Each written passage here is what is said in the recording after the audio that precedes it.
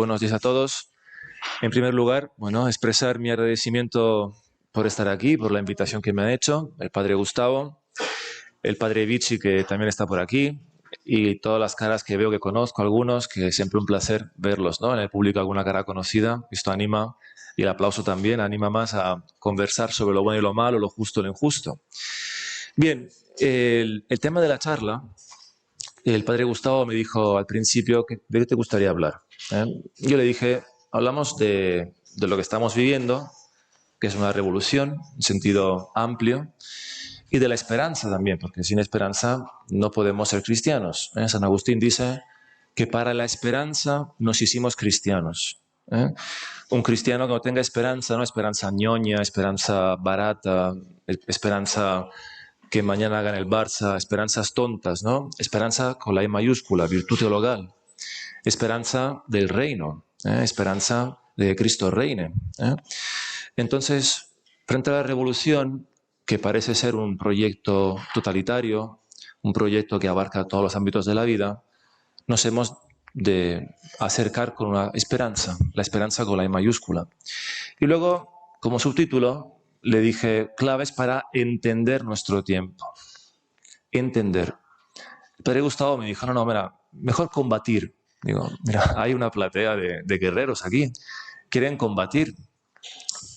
Sin embargo, soy un poco tozudo y he mantenido una parte de la charla sobre la comprensión. Perdón, padre Gustavo, te lo digo ahora, después de que ya estamos en el ajo, ¿no? Pero sí que me parece que se me viene a la cabeza las palabras de uno de mis maestros que decía que sabemos que estamos mal, pero estamos mucho peor de lo que pensamos. Estamos mucho peor de lo que pensamos. Es decir, comprendemos que hay algo que no está funcionando, sin embargo, la comprensión es limitada porque para comprender el lugar donde estamos hace falta tiempo, reflexión, estudio, y no siempre tenemos todo esto a nuestro alcance. Comprendemos que estamos mal y, sin embargo, os puedo asegurar que estamos muy mal, mucho peor. Y esto es motivo de esperanza, os repito, os lo digo con toda esperanza teologal de que Dios me hace capaz. Hay que esperar en un tiempo de desesperanza y de desesperación. ¿En qué tiempo estamos? Para comprender y luego combatir. Podemos combatir si entendemos dónde estamos. Si no, combatimos como molinos a viento, ¿no? Combatimos sin herramientas y nos cansamos y desesperamos, porque solamente tenemos esperanza si la victoria está a nuestro alcance. Esto es para pensarlo. La esperanza tiene como fundamento la promesa de victoria. Si una persona no sabe o no es seguro que puede ganar una batalla, no va a luchar. Por esto hemos de poner la esperanza de antemano como premisa de este discurso. La esperanza es que Cristo ha vencido y Cristo va a reinar. A pesar de sus enemigos, muy a pesar de ellos, va a reinar. Entonces, cuando os voy a comentar esto que parece un poco deprimente, os invito a conservar esta visión de la esperanza. Porque si no, parece que, apaga todo, cerramos aquí este galpón y nos vamos a casa, a desesperarnos. Y sin embargo, tenemos mucho por esperar y mucho para poder vivir todavía. Entonces, ¿en qué momento estamos? Yo he usado la palabra revolución como palabra que describe el proceso en el cual estamos. ¿Okay? Hemos oído muchas veces revolución francesa, americana, inglesa, a nivel histórico, revolución industrial, revolución sexual, revolución tecnológica. Esto suena a todos. Sin embargo, la revolución como la usamos hoy, como la queremos entender, es un proceso que es una constante, un unicum. Es algo que, apunta a socavar todo aquello que es el fundamento de la vida de los hombres. Esto es la revolución. La revolución no es otra cosa que el romper la relación entre el hombre y la naturaleza y antes el hombre y Dios. Esta es la revolución. Ahora, ¿cómo esto se plasma, cómo esto se declina? Hay muchas formas. Pero el proceso tiene un solo objetivo, que es romper la relación del hombre con Dios y la naturaleza. Por eso estamos en un momento en que esta revolución está triunfando, parece. Y por esto muchas personas hacen una analogía. Dicen, ¿en qué momento estamos? Parece que estamos como el Imperio Romano en el siglo V. Si alguien ha ido a San Agustín, la Ciudad de Dios, verá que San Agustín describe este momento histórico. Describe la entrada de los bárbaros en Roma, el saqueo de Roma por Alarico, 412-413, y la gente pasmada delante de los bárbaros que entran, violan, destruyen, matan a personas en Roma. Todavía parece que no vemos este escenario, o quizás sí, o quizás ya lo estamos viendo. Sin embargo, esta analogía es insuficiente porque el Imperio Romano tardó en colapsar varios siglos. En cambio, fijaros, para hacer un paralelismo así muy sencillo, entre la paz de Augusto y el colapso de Roma pasan casi 500 años. Entre lo que los historiadores llaman la Pax Americana, el siglo de paz americano, y el colapso, hablamos de unos 20 años, 2001, 2023. Es decir, que lo que hemos visto en procesos históricos en siglos, lo estamos viendo a cámara ultra rápida en pocos años. Quizás no sois conscientes por vuestra edad, ya me siento viejo en decir esto, pero es así. La velocidad con la cual estamos asistiendo a unos cambios antropológicos, sociológicos y políticos.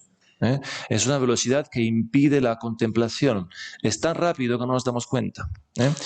Por esto, cuando hablamos de revolución, hemos de entender que estamos en este proceso histórico, estamos en este contexto y que cada uno de nosotros está, de algún modo, expuesto a esta tempestad, a este momento. Bien, esta revolución tiene unos efectos que llamaremos hoy desarraigo. Desarraigo es el perder la capacidad de arraigarse, de echar raíces en los elementos de socialización de los hombres. Lo voy a decir con palabras más sencillas. Cada uno de nosotros, para poder responder a preguntas fundamentales, a preguntas existenciales, a preguntas que permiten vivir, debe responder a una serie de preguntas que son como macrofactores de socialización, que son tres en general. Uno es sobre la cultura, otro es sobre el trabajo y sobre la religión. Son tres ejes simbólicos de arraigo. Toda persona pasa por este proceso simbólico. Toda persona, el que se dice ateo y no lo es, el que es agnóstico, el que es comunista, cualquier persona pasa por esto, porque la vida del hombre es esta. Tiene que responder a algunas preguntas que tienen que ver con la cultura, con la religión y con el trabajo. ¿Okay? Ahora, si nos paramos un momento a pensar, cultura, trabajo y religión han sufrido unos cambios enormes en los últimos 20 años, 50 años, 100 años. Rápidamente, el tema cultural, o sea, toda persona nace en una cultura, en un contexto cultural en el cual absorbe las categorías para entender su vida, para saber quién soy, a qué vengo, quiénes son mis padres, cuál es el sistema de valores compartido, cómo comemos en la mesa, cosas que son culturales. Bien, no solamente el desmoronamiento de la familia como institución es un proceso que hoy está ya a sus últimos estadios, sino que esta cultura acerca de la identidad de uno, de quién soy, ha llegado a cuestionar hoy a personas muy jóvenes acerca de su identidad sexual. Es decir, que este desarraigo ha llegado al punto de cuestionar hasta la misma raíz biológica del hombre. No solo cultura. Fijaos, la cultura se funda sobre la naturaleza. Es como si fuera una capa por encima de la naturaleza, la cultura.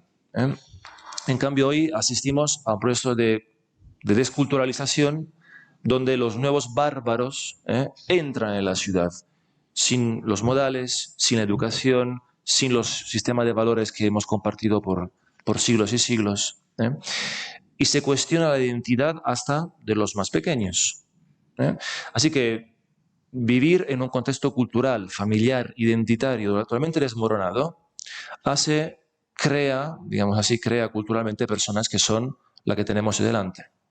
La generación Ewoke, la generación Snowflake, todos estos elementos que vemos de profunda sensibilidad acerca de temas que son totalmente secundarios respecto a la vida de las personas, reacciones frente a las dificultades o opiniones distintas, son elementos que vienen de una cultura que ya viene muy desgastada, muy desgastada.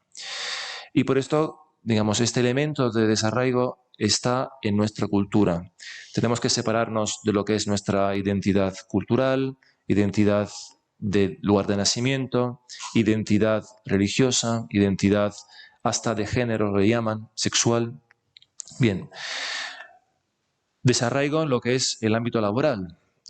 El sistema de trabajo, el sistema de producción actual, en el orden neoliberal, es un sistema de producción que cada vez más prescinde de la fuerza de trabajo humano. ¿Cómo se produce hoy la riqueza? No es como se producía hace 150 años, con operarios.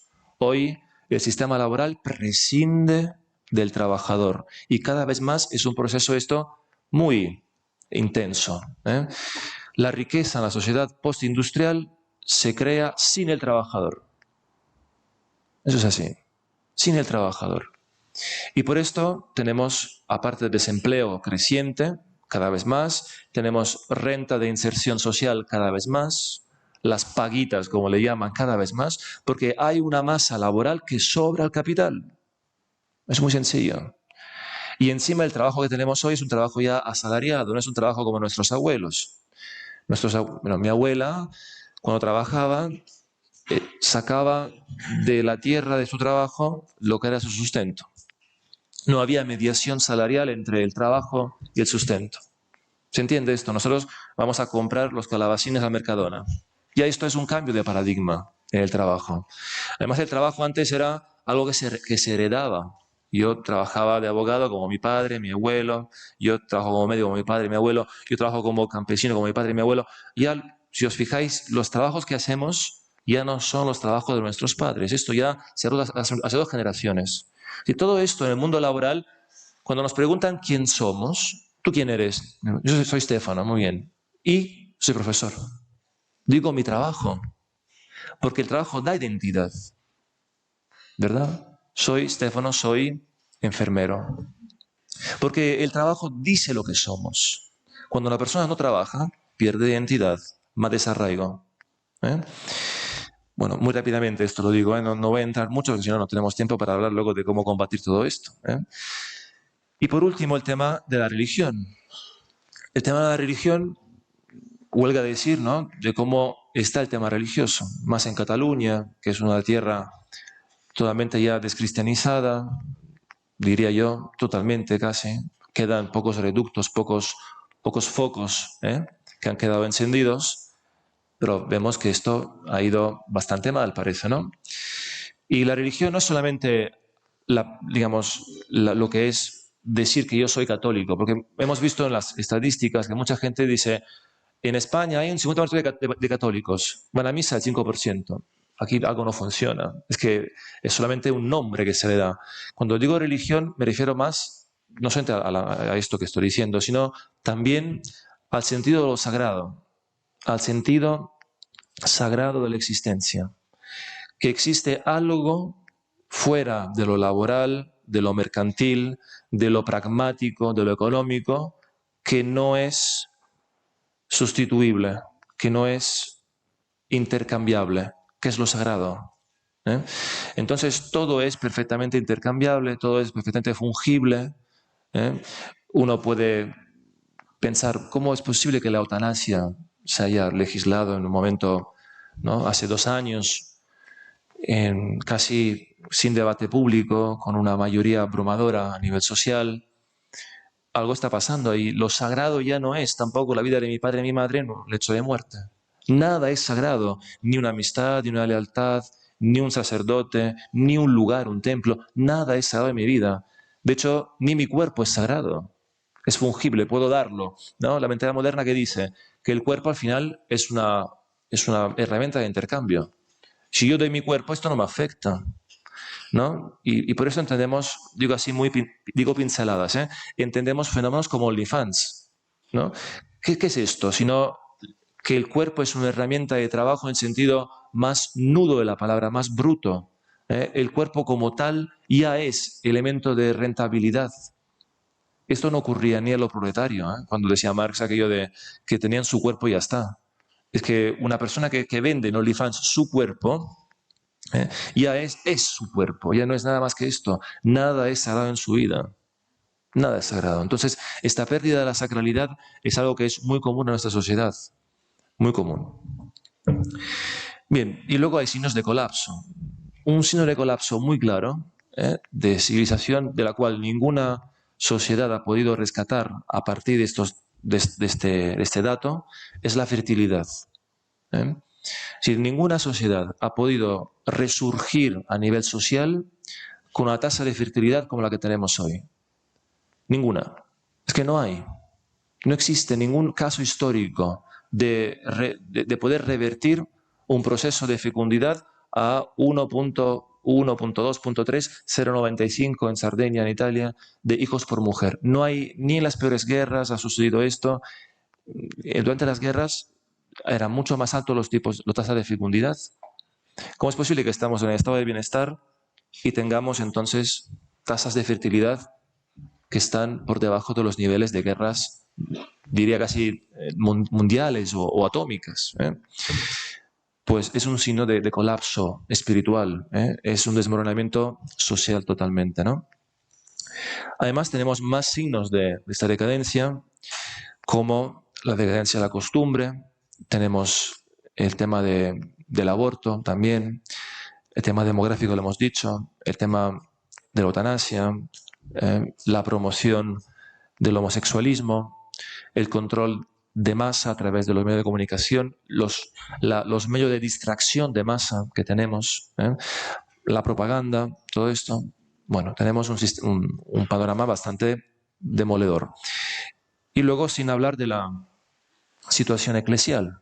En los tiempos de profunda crisis de la Iglesia, siempre pensemos en la crisis arriana, en momentos históricos, ¿no?, de profunda corrupción del clero y también del pueblo de Dios. Nunca hemos llegado a esto que estamos viviendo hoy. Nunca hemos llegado a esto. Y aquí entramos ya en un contexto que no es sociológico, sino es más bien escatológico, que es entender el tiempo también de la Iglesia. Porque la esperanza a la cual me remití al principio, es una esperanza también que se funda sobre una revelación que hemos tenido. Esta revelación dice que deben pasar ciertas cosas y están pasando algunas de ellas. Y entre estas está el fenómeno de la apostasía. El fenómeno de la apostasía es un fenómeno muy preocupante, que quizás el más preocupante de todos, porque la apostasía, digamos, no es una apostasía. Cuando uno lee a San Pablo, la carta a los Tesalonicenses, el Apocalipsis, la apostasía no la puede entender como la apostasía del mundo. El mundo siempre ha sido apóstata. El mundo ha apostatado desde el momento del Calvario. El mundo siempre ha sido apóstata. Babilonia siempre ha sido Babilonia. Es que nunca ha cambiado. Lo que ha cambiado era los que en cambio creían y luego han apostatado. Esta es la apostasía. Los que deberían creer y no creen más. ¿Y quiénes son estos? Hemos visto la apostasía de las naciones, apostasía de naciones católicas de un tiempo, la cristianísima Francia. La cristianísima Francia, uno se va a Francia ahora y se asombra, ¿no?, de lo que hay. La cristianísima Francia. Queman un templo cada dos por tres en Francia ahora. España. Santiago y Sierra España. ¿Dónde está la apostasía? Mira Cataluña. Miremos Cataluña cómo está. Tierra de mártires, tierra de santos, de misioneros. ¿Dónde están estos? Ahora cerramos templos, ¿sabéis, no? Ahora estamos cerrando templos. En Cataluña, en Barcelona. Apostasía de las naciones, apostasía de los pueblos católicos de un tiempo, de los bautizados. La generación que apostató fue la generación de mis padres, para que un poco pongamos fecha.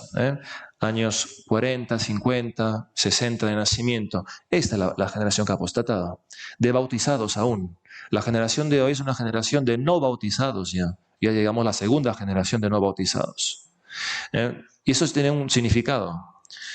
Cuando se dice aquello, ¿no?, del bautismo y tal, San Agustín esto lo dice claramente. Nunca hemos vivido en un mundo de falta de sacramentos.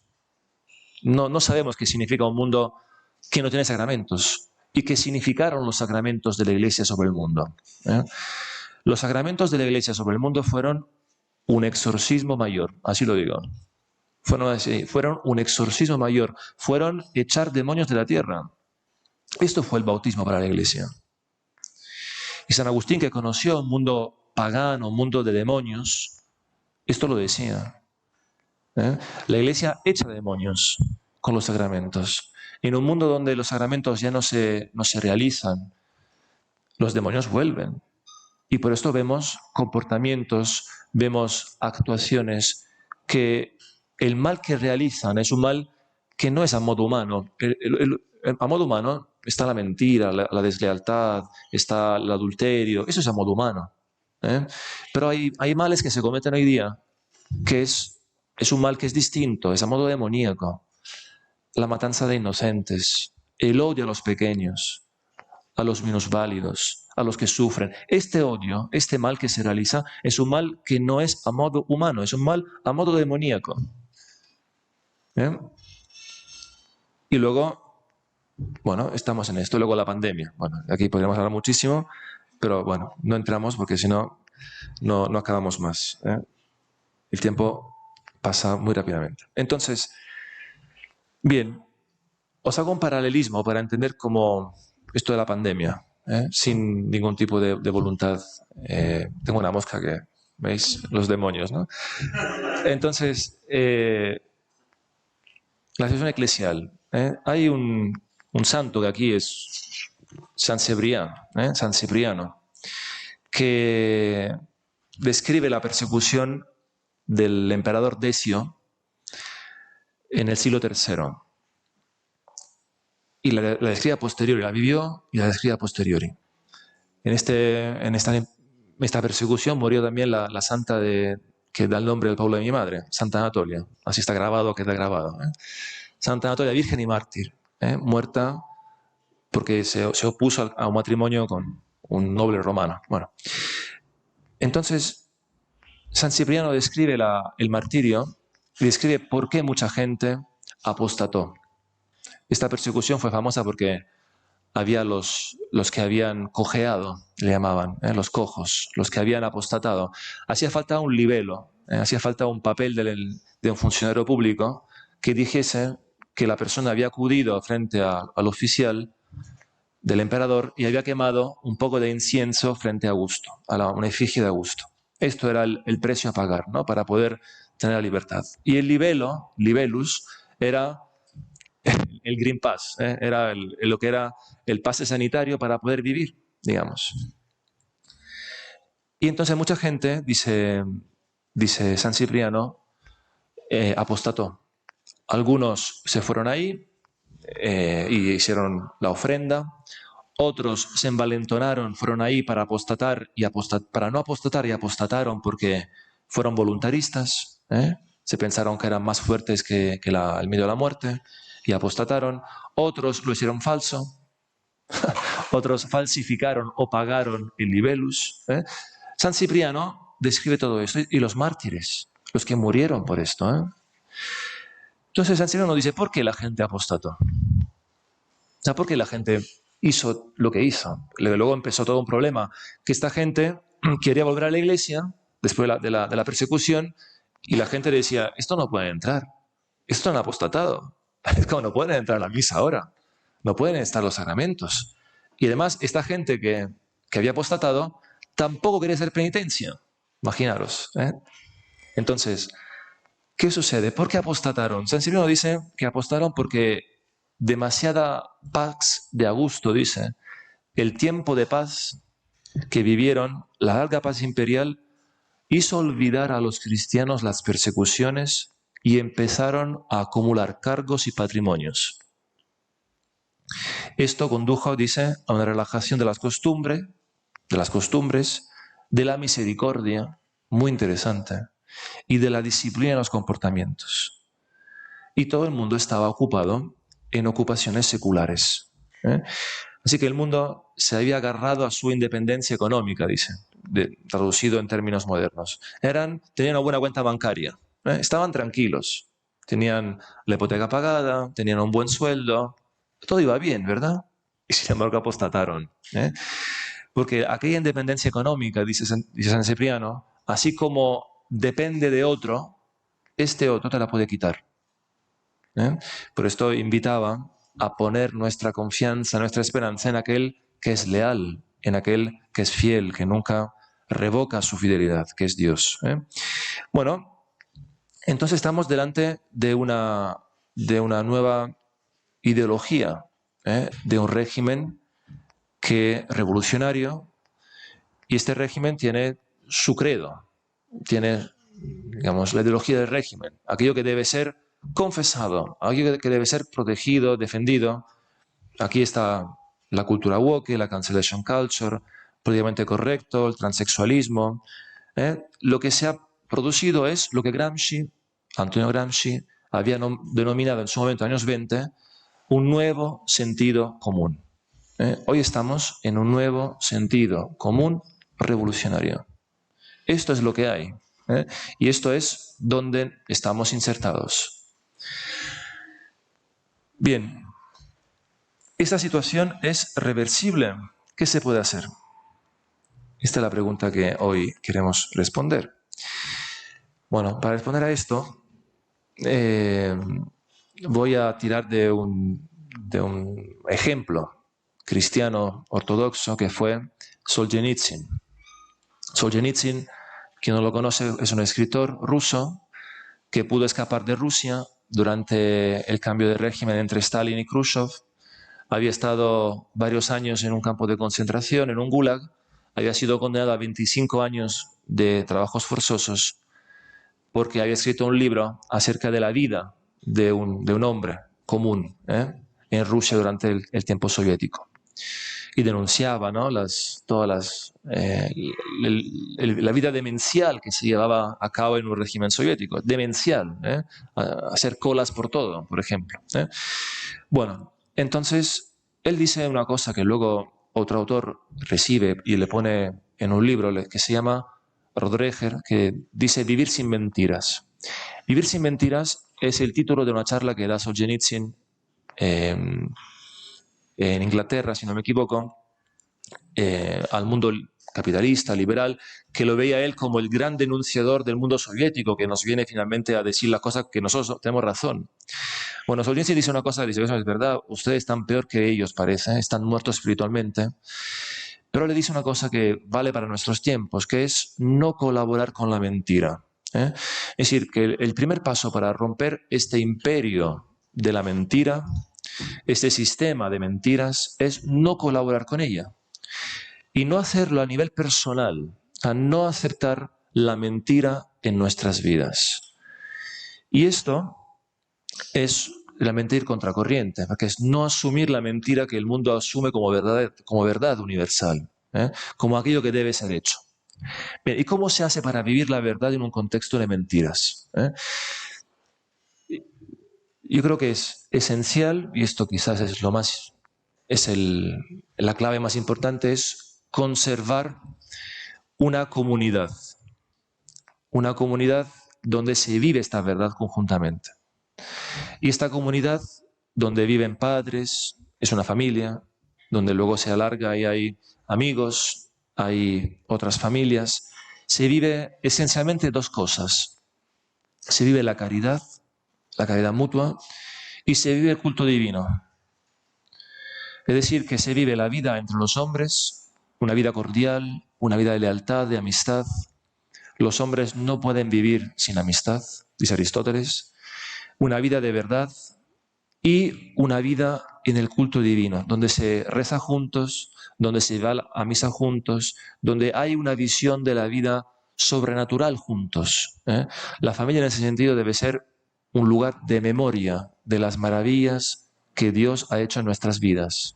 En la familia hay que recordar, hay que comunicar las maravillas que Dios ha hecho en nuestras vidas. Por esto hay que huir de la tentación muy posmoderna, muy revolucionaria de este individualismo, de este vivir desvinculado, sino que tenemos que volver a habitar un lugar espiritual, un lugar concreto, con los que son nuestra comunidad. Agamben, que no es un filósofo católico, sin embargo, es un filósofo que dice muchas verdades en ese contexto. Dice una cosa que me parece muy certera. Dice, los disidentes deben pensar en crear algo así como una sociedad en la sociedad. Crear una sociedad en la sociedad. Una comunidad de amigos y vecinos dentro de la sociedad de la enemistad y la distancia. La sociedad revolucionaria cada vez más va a ser una sociedad violenta, donde es imposible cualquier relación verdadera de lealtad y de amistad. Esto ya lo estamos viendo, lo estamos ya presenciando esto. El poder vivir una comunidad familiar y de amigos donde todavía se mantiene y se conserva este don de Dios es esencial para vivir en esta embestida en que estamos viviendo. Aquí el problema es el problema de crear burbujas, ¿no? Crear como microcolectividades, burbujas alejadas de otros. Esto tampoco es bueno, pero sí que creo que en un contexto tan hostil, en una tierra tan hostil como se está convirtiendo la vida pública, hace falta para vuestros hijos, para mis hijos, poder conservar un lugar para poder vivir una experiencia de verdad de las cosas. Y por esto hace falta un apego a lo real, al hombre, a la verdad de las cosas. Hasta os diría a la carne, no en sentido bíblico, no lejos de mí, a la carne en sentido de vivir lo que es la vida de los hombres. Ahora, cuando acabo esta charla, pues voy a comer con los amigos, un chuletón. Esto es la vida de los hombres. Con moderación, un vaso de vino, pero hay que vivir la vida de los hombres, de la amistad entre los hombres. Y no solamente, digo carne, no solamente en la virtualidad, no solamente en Twitter, en Instagram, donde sea, en WhatsApp, sino la vida de los hombres que quieren verse cara a cara, que quieren estar sentados juntos. Qué mala cara haces hoy y decírselo, que lo tienes delante. La vida de los hombres. Y por esto hay que limitar, yo digo limitar, o hasta eliminar los elementos de socialización del hombre posmoderno. Limitar o eliminar. El Evangelio llama a la perfección evangélica a algunos. Limitar o eliminar. ¿Cuáles son estos? Los videojuegos, las series televisivas, la moda, la música. El Padre antes os lo dijo.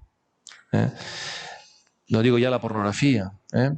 Digo, me parece que hay una serie de... Si nosotros miramos cómo el hombre posmoderno, el hombre de hoy, el hombre que tenemos delante en el metro, adquiere su identidad, construye su identidad, nos daremos cuenta que lo hace a través de estos elementos. Instagram, WhatsApp, TikTok, no sé, Twitter, videojuegos, pornografía, música, series televisivas. Es decir, hay algo en todo esto que es un mensaje único. Yo os invito a reconocer el mensaje subyacente a todo ese sistema de socialización al cual estamos sometidos. El mensaje es uno. El mensaje es el desarraigo. Desvincularnos. Poder tener una identidad que no es la nuestra. Asumir un patrón que no es verdadero. Por esto, y con esto, fijaos, no digo que no sea importante y esencial hoy que cierta batalla cultural se haga en las redes sociales, se haga en Twitter, se haga en YouTube, se haga en los vídeos. Es esencial, yo creo. Y doy vueltas sobre esto, cómo hacerlo. Y hay gente que lo hace muy bien. Hay gente que lo está haciendo muy bien todo esto. Y me parece que es un signo en estos tiempos también que podemos llegar a mucha más gente. Pero no podemos, digamos, ser tan ingenuos de pensar que el medio que estamos usando conlleva ya un mensaje que no es neutral. La tecnología que usamos es ya un mensaje que es intrínseco a lo que es el medio. Es un mensaje de eficiencia, de pragmatismo, de inmediatez. Todo esto tenemos que ser muy conscientes. Por eso, limitar o eliminar. Luego, otra cosa importante es, en esta resistencia, en esta batalla cultural, en esta clave de resistencia, es llamar las cosas con su nombre. ¿Eh? El lenguaje que usamos es un lenguaje que ya dice lo que queremos decir. El lenguaje no es neutral. Y por esto, el primer gran ataque a la realidad ha sido el ataque al lenguaje. Usar el lenguaje posmoderno es ya una asunción de significados y de verdades que son de otros y no son las nuestras. Y por esto, el lenguaje que se usa debe ser muy cuidadoso. Y para usar bien el lenguaje hace falta formarse. Y la invitación a todos, a que sois jóvenes, es apostar, desear profundamente formaros. Leer buenos libros, tener buenos formadores, luchar para saber la verdad. Y por esto huir de la mediocridad del mundo moderno. Huir de esta mediocridad. Vuestra sensibilidad, de algún modo, también debe ser educada o reeducada, para poder admiraros frente a lo bello, a lo verdadero, a los clásicos. O sea, tenéis que tener un plan de lecturas, un plan de formación. Tenéis que saber a quién podéis ir para preguntar dudas que tenéis, a dónde formaros. Y que seáis ingenieros, que seáis químicos o farmacéuticos, da igual. Hay que formarse en ámbitos humanísticos y filosóficos y teológicos también. Porque si no, esto os va, antes o después, la embestida os va a barrer. Es así. Si no tenéis buenos anticuerpos intelectuales, es muy complicado resistir a la revolución cultural que estamos viviendo. Luego hay otro tema, otra clave, que es una categoría que la introduce la usa mucho un cura argentino, el cura loco. A mí me gusta mucho, algunos quizás que no, que es el padre Castellani. El padre, no sé si se puede citar. Sí, se puede citar. El padre Castellani, a mí me parece que tiene un cierto antídoto para nuestros tiempos. ¿Por qué lo digo? Porque algunos de nosotros, yo incluido, podría tener una cierta nostalgia para un mundo que no existe más. Y de hecho, hay que tener una cierta decepción. Nos han arrebatado un mundo. Y cuanto más jóvenes sois, más este mundo no lo vais a ver. Yo personalmente he visto un mundo antiguo a través de una persona que es mi abuela. De hecho, nosotros podemos conocer un mundo anterior a nuestro a través de una socialización, alguien que nos introduce a este mundo. Esto lo digo porque la nostalgia es una tendencia que cuando el bien es arrebatado, una consolación se encuentra en esta nostalgia. Uno puede pensar en un mundo preconciliar, en un mundo de los años 20 y puede idealizar un mundo antiguo. Castellani, que estaba loco, pues esto lo desmorona, porque dice, el mundo, digamos, prerevolucionario, digámoslo así, esto es un mundo que tiene también sus enfermedades. No hemos llegado aquí de un día a otro. Este mundo prerevolucionario ya era revolucionario también y tenía ciertos tics en el ámbito eclesial también. Y él le llama a esta categoría el farisaísmo. Los fariseos, que según Castellani eran el enemigo humano más importante de Cristo. Cristo tuvo como enemigo, enemigo espiritual el demonio, de hecho fue a visitarle.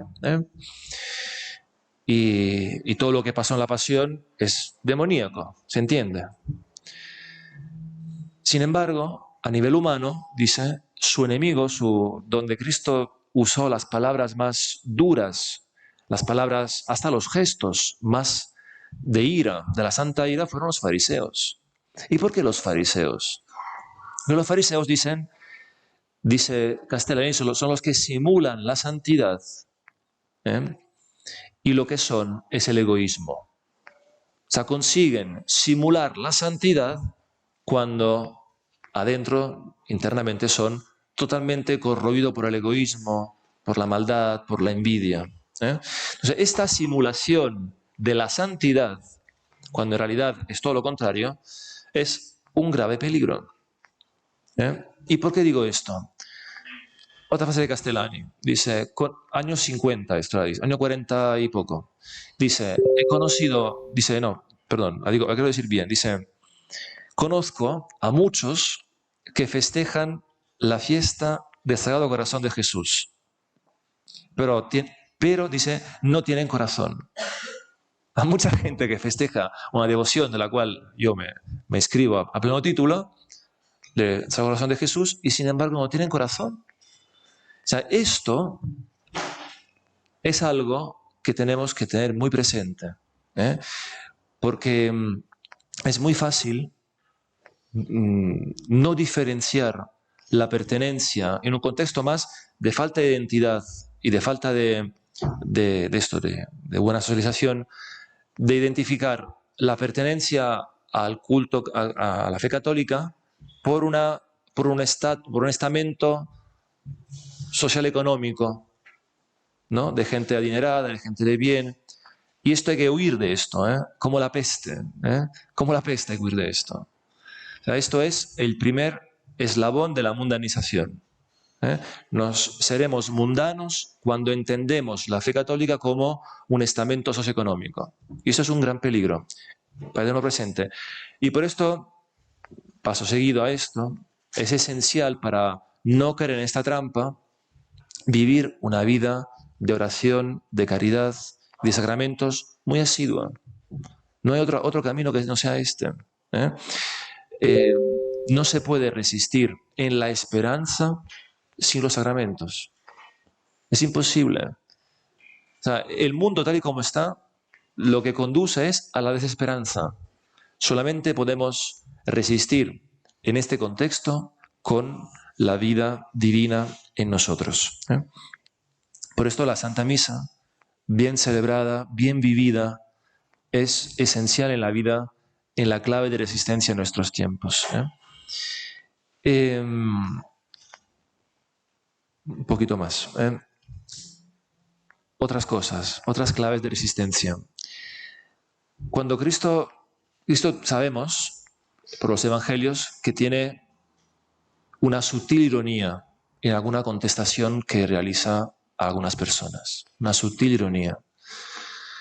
Y también tuvo, en un momento puntual, una santa ira, que fue cuando se encontró en el templo los mercaderes comerciando palomas y animalitos para el sacrificio anual, ¿eh?, de la Pascua. Y Cristo se enojó de verdad, y le llamó raza de víboras, le llamó con epítetos muy duros, ¿eh? Cristo se enfada, la santa ira de Cristo se enfada por una razón esencial, que es la ocupación por parte de los fariseos, de los que estoy llenos de egoísmos, del templo, ¿eh? Y también nosotros tenemos que participar de esta santa ira. Tenemos que tener sangre en las venas, ¿eh? Tenemos que sentir profunda decepción y profundo deseo, de no pertenecer a esta mediocridad imperante. Y tenemos que poner una distancia también con este mundo, saber que hay algo que no quiero compartir, que no quiero que entre en mi vida, que no quiero que forme parte de mi vida. Y por esto hemos de saber vivir contracorriente, como San Pablo dice, para no acomodarnos al espíritu de este mundo. Por esto os invito a evitar la trivialización de los deseos, de señorear vuestros deseos, de evitar la masificación imperante, esta masificación, esta mediocridad, ¿no?, que notamos, y emprender lo que Dante Alighieri llama, en la Comedia, el camino de la guerra, del camino y de la piedad. Cuando el segundo canto del infierno, Dante dice, se decide a hacer este viaje, dice, voy a emprender el camino, la guerra del camino. Este camino es una guerra y estamos en guerra. Y sin la ira no se puede combatir ninguna guerra. La santa ira, ¿eh? No me malinterpretéis. La santa ira. La guerra, dice, de este camino y de la piedad. hace falta tener piedad de nosotros, de nuestra debilidad, de nuestra pequeñez, sentirnos muy pequeños en este camino, y piedad de los otros, porque hay mucha gente que todavía se puede rescatar. Hay gente que espera una palabra de vuestra parte. Hay gente que está ahí fuera, dice San Agustín, hay personas que todavía no están en la iglesia y sin embargo deben entrar, porque así la providencia lo quiere. Y esperan quizás una palabra. Poneros a tiro de esta misericordia divina para que podáis decir una palabra cuando se pueda, a quien se pueda. Este bien que queremos defender y vivir, hay que compartirlo. Por esto, en la oración hay que pedir incesantemente a Dios que juzgue su causa, que se levante Dios y juzgue su causa. Y por eso hay que pedir, como pidió la Virgen, ¿no? Hay que pedir por la conversión de los enemigos, por la conversión de los pecadores, por las conversiones de aquellos que maquinan contra la Iglesia, contra el bien de la humanidad. Hay que pedir por su conversión. Bien. Y entonces, una manera de vivir contracorriente hoy es, por ejemplo, vivir fuera de este mensaje, por ejemplo, de la promiscuidad imperante que vivimos y que oímos y que vemos en todo lado.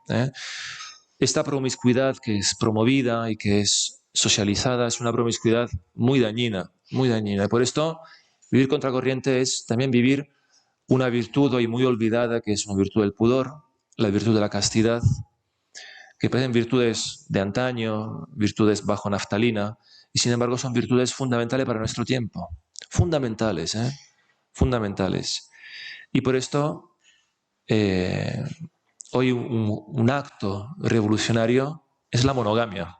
Lo digo sin bromas. O sea, la monogamia es un acto revolucionario, así como la castidad. ¿Quién elige la castidad como modo de vida? Es un acto revolucionario, porque es un ejemplo vivente de la mentira que se promueve cada día acerca de la sexualidad de los hombres, en sentido de la humanidad, me refiero, no los hombres como varones.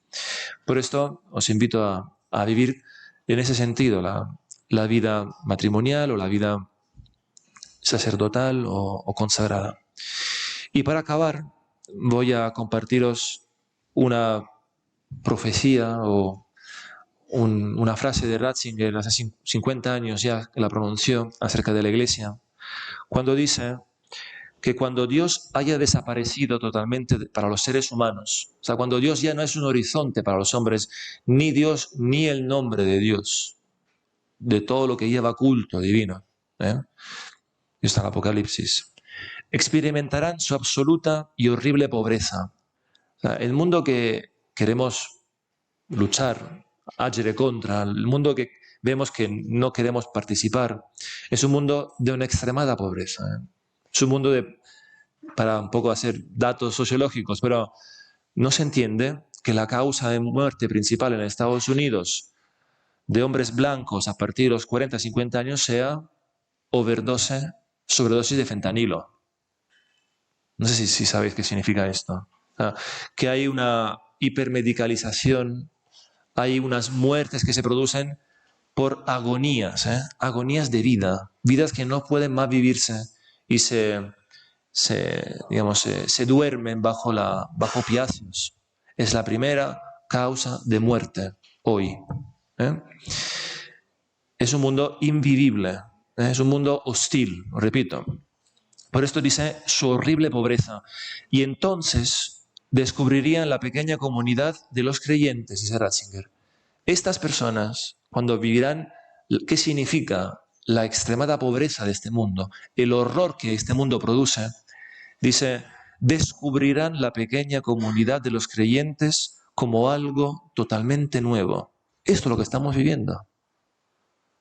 Nosotros somos testigos de personas que vienen de esta pobreza tremenda, tremebunda del mundo exterior, y por esta comunidad pequeña de personas dice, esto es lo que quiero. La iglesia será pequeña, tendrá que empezar todo desde el principio.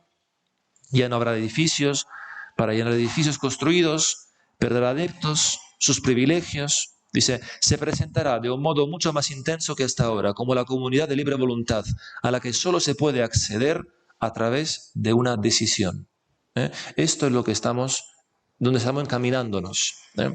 Por esto, cuando Tolkien, en una carta a su hijo, dice una cosa muy interesante. Estamos en el agosto del 44. Guerra mundial, destrucción, muertes. Dice Tolkien a su hijo en una carta, dice, el futuro es impenetrable, especialmente para los sabios, pues lo que en verdad tiene importancia permanece siempre oculto para los contemporáneos y las semillas de lo que ha de ser germinan en la oscuridad y en algún rincón olvidado.